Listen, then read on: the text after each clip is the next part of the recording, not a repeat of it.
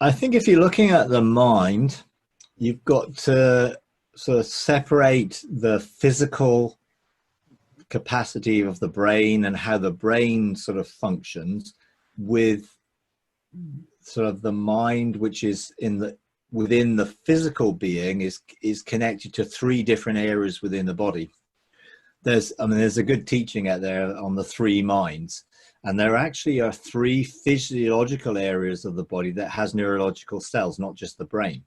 So you have the mind, the heart, and the gut.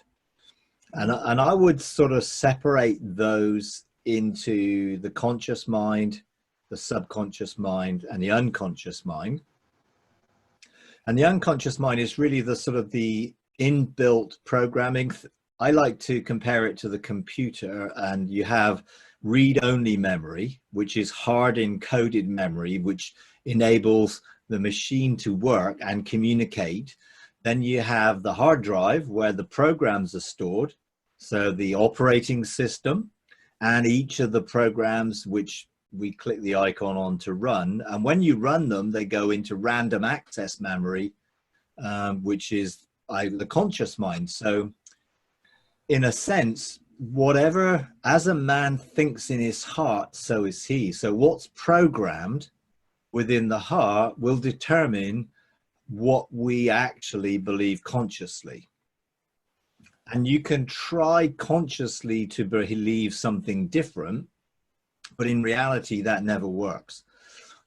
So what happens is, years ago, I used to talk to people and it would be like, well, I know it in my head, but I don't know it in my heart.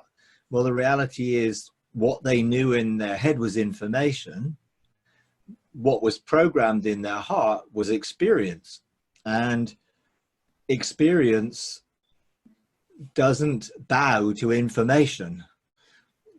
Ultimately, information is subject to what actually is programmed in the heart. And although we may try and focus on information in our conscious mind, it will never overcome what we truly believe.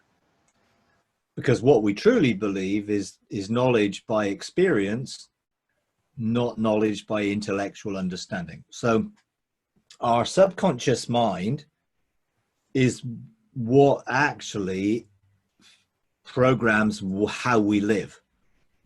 And if you look at the heart as the subconscious mind, then that is triggered by daily life, environmental situations, and our brain actually is linked to the subconscious mind through neural pathways that connect with what's stored in the heart rather than information which is in memory.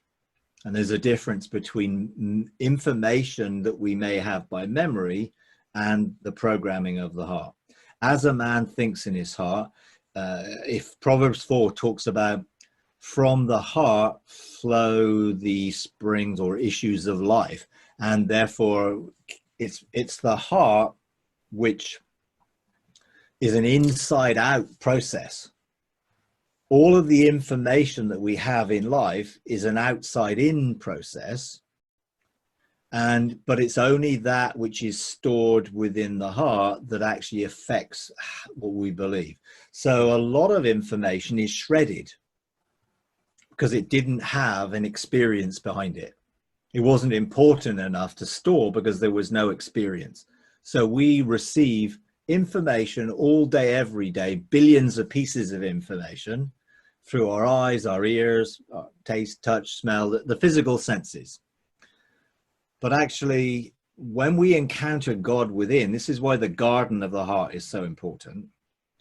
And our spirit engaging God, and when we open our first love gate and allow God to effectively begin to engage the rest of our soul, then the garden of the heart experiences begin to reprogram the heart from the experiences that we have through our life. And trauma often is one of the most powerful experiences that gets stored in the heart.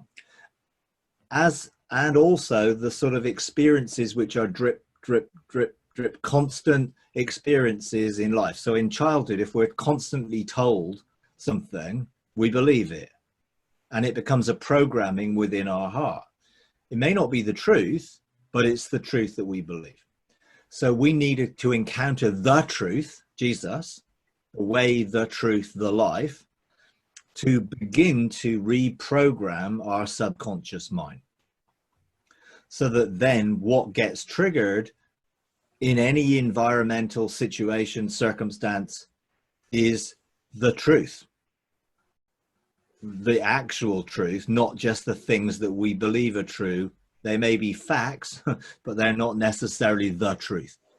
And metanoia, or renewing of the mind, is an agreement, in English, repentance, but actually in Greek, metanoia is the renewing of the mind to agree with what God says. That comes by encounter and experience.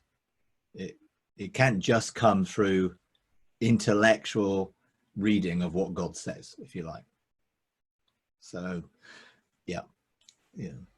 So, yeah, I think it's a really important area, the conscious and subconscious, because often we don't even know what we really believe. We just react out of the triggers of environment, which triggers the responses that are stored within our heart. We need a total restoration of the subconscious mind to reprogram it aligned with what God's is, who he is, and what he says is true. When I agree with him, with mind, metanoia, then that is what determines how I live.